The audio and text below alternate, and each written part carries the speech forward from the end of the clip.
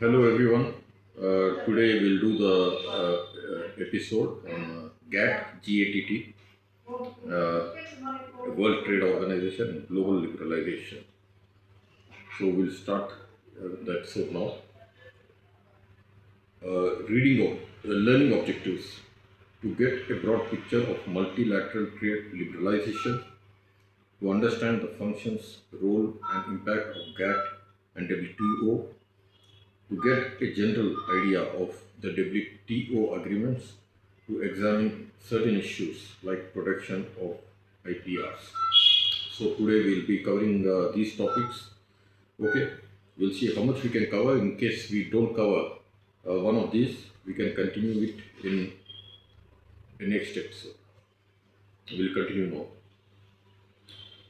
The World Trade Organization (WTO), the successor of GATT, General Agreement on Tariffs and Trade, which came into being on January 1, 1995, is the only international organization dealing with the rules of trade between nations. At its heart are the WTO agreements negotiated and signed by the bulk of the world's trading nations and ratified in their parliaments. The goal is to help producers of goods and services, exporters and importers conduct their business. The global business environment is very significantly influenced by WTO principles and agreements. They also affect the domestic environment. For example, India has had to substantially liberalize imports, including almost complete removal of quantitative import restrictions. The liberalization of import implies that domestic firms have to face an increasing competition from foreign goods. Liberalization of foreign investment can result in growing competition from MNCs. These liberalizations, on the other hand, also provides new opportunities to Indian firms as foreign markets become more open for the exports and investments. The liberalization also enables Indian firms to seek foreign equity, participation, and foreign technology.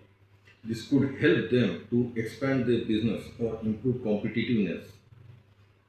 Further, the liberalization facilitates global sourcing by Indian firms so that they can improve their competitiveness. Indian suppliers can benefit from global sourcing by foreign firms. Firms will have to be efficient and dynamic to survive the global competition. Inefficient firms may go out of business. Consumers stand to benefit significantly from the liberalization. Now we'll do GATT. The General Agreement on Tariffs and Trade, the predecessor of WTO, was born in 1948 as a result of international desire to liberalize trade. The establishment of an international trade organization had also been recommended by the Bretton Woods Conference of 1944, which had recommended the IMF and World Bank. Although IMF and World Bank were established in 1946 because of objections that its enforcement provisions would interfere with the autonomy of domestic policy making, the ITO Charter was never ratified. Instead, the GATT, which has been drawn up only as an interim agreement to fill the gap until ITO Charter was ratified, became the framework for international trading systems since 1948. The international trading system since 1948 was at least in principle guided by the rules and procedures agreed to by which were admitted on the basis of their willingness to accept the GATT disciplines. The GATT was transformed into a World Trade Organization with effect from January 1995. Thus, after about 5 decades, the original proposal of an international trade organization took shape as World Trade Organization. The World Trade Organization, which is more powerful body than the GATT, has has enlarged role than the Gatt. India is the only is India is one of the founder members of the IMF, World Bank, Gatt, and WTO. Objectives and principles. As the World Trade Organization carries forward the objectives and principles of Gatt, it is very appropriate to take a look at the objectives and principles of Gatt. The primary objective of Gatt was to expand international trade by liberalizing trade so as to bring about all-round economic prosperity. The preamble to the Gatt mentioned the following as its important objectives: raising standard of living, ensuring full employment and large and steadily growing volume of real income and effective demand, developing full use of the resources of the world, expansion of production and international trade. Gatt embodied certain conventions and general principles governing international trade among countries that adhered to the agreement. The rules or convention of Gatt required that any proposed change in the tariff or other type of commercial policy of a member country should not be undertaken without consultation of other parties to agreement.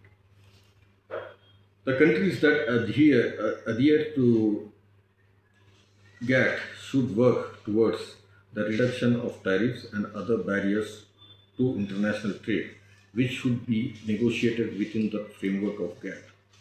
For the realization of its objectives, Gatt adopted the following principles: non discrimination. The principle of non discrimination required that no member country shall discriminate between the members of Gatt in the conduct of international trade. To ensure non discrimination, the members of Gatt agreed to apply the principle of most favored nation to all import and export duties.